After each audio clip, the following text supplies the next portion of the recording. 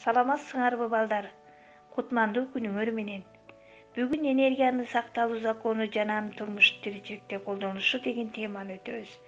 Сабактын максаты энергиянын турмуш тиричиликте пайдаланышы жөнүндө жаңы түшүнүктөргө ээ болушат.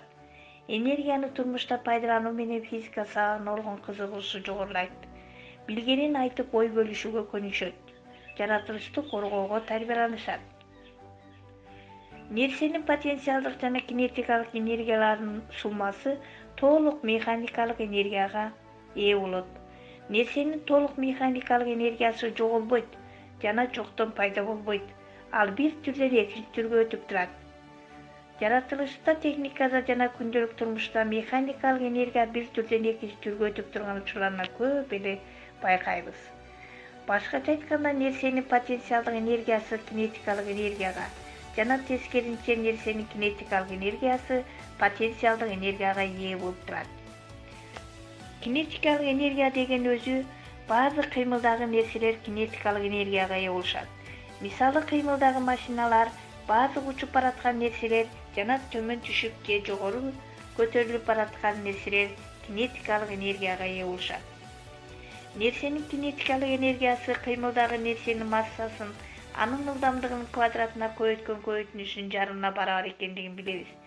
Энергия сан мааниси менен ченелгендиктен скалярдык чоңдук деп аталат. Энергиянын бирдиги джоуль. Ал эми потенциалдык энергия өз ара аракеттешүүнүн энергиясы потенциалдык энергия болуп саналат. Мисалы, жер бетинен кандайдыр бир бийиктикке көтөрүлгөн нерсе потенциалдык энергияга ээ болот. Себеби жер менен нерсенин ортосунда өз ара аракеттешүүнүн натыйжасында пайда болгон энергия потенциалдык энергия. Мисалы, пружинаны чочсок, пружина деформацияланат. Пружина бөлүкчөлөрдөн тургандыктан деформацияланганда ошол бөлүкчөлөрдүн ортосундагы аралыктар алыстап аракеттешүүсү өзгөрөт. Мына ушул учурда потенциалдык энергияга ээ болот. Демек, кысылган, чоюлган, деформациялаган нерселер потенциалдык энергияга ээ болот. Мунун формуласын жазайлы. E барабар mgh.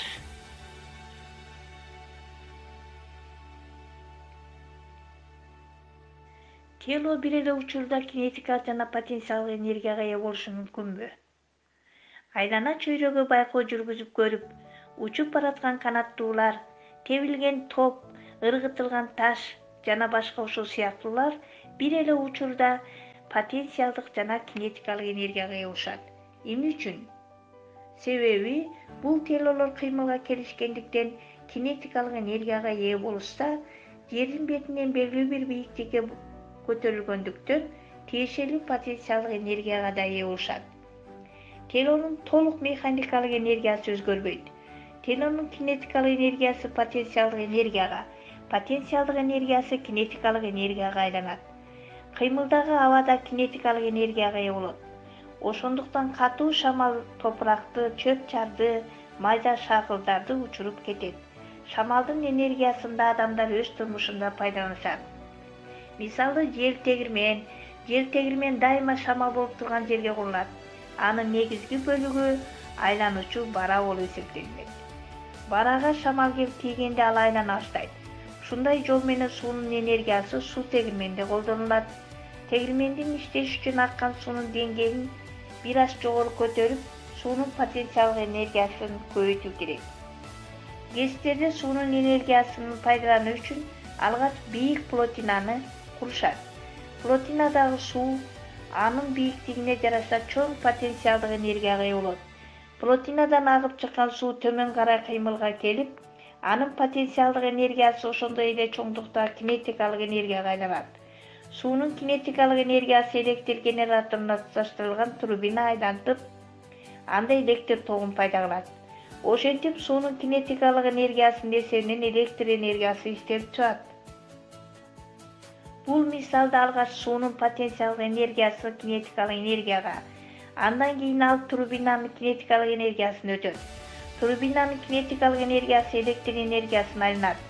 Токтогул кезинде топтолгон суу Кыргызстанда гана эмес, коңшу Өзбекстандын талааларында пахта, жашылча жемиштерди суугарууга колдонулат.